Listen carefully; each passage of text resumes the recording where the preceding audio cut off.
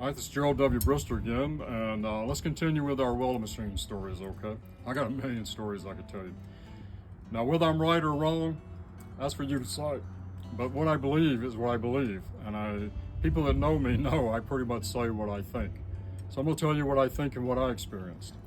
I worked on a plant job one time. They had equal number of Miller welding machines and Lincolns for the prefab shop. Prefabbing, then people took it in the field. I welded with Miller welding machines back then. I did not care for them at all against these SA200s.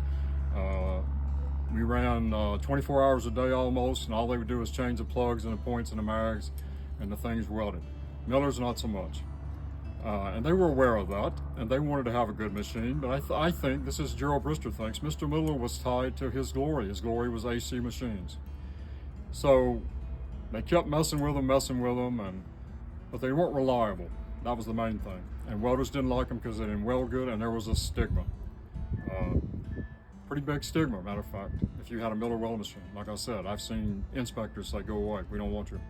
That was a sign that you were a structural welder, a shipyard welder. So what happened? I've got a friend that was very connected to this story, and what happened? What I was told was Lincoln used to give UA Local 798. I'm in the UA. I'm very much aware of 798. I have friends in 798.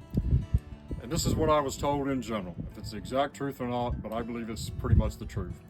They have a training school.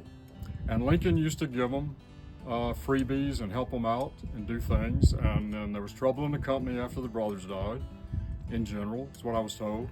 And they quit doing the freebies. Miller came along after a while and said, you know what, we'll help you out and give you things.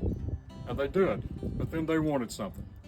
They wanted 798 to help them develop an engine-driven machine for production pipe welding, pipelining. And 798 did. And I had friends, and they were telling me they didn't want nothing to do with them. I guess they'd bring them on a job, and there was resistance from the old guys like me. But pretty soon they worked on it, they got feedback, and I think they were trying to make it be like the mystical red-face machine. And they got it welding pretty good, but the PC boards and electronics was a downfall, and it was expensive to change them. But in time, they got it worked out, and 798, I was told, put their stamp of approval on it.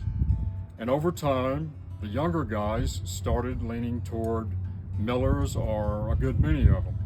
And I've welded with some of them. I haven't owned one. I've welded with one 3 times. And I think now they're probably pretty good. And I think it's like if you like Ford or Chevrolet. That's the difference. And that's the welding machine story.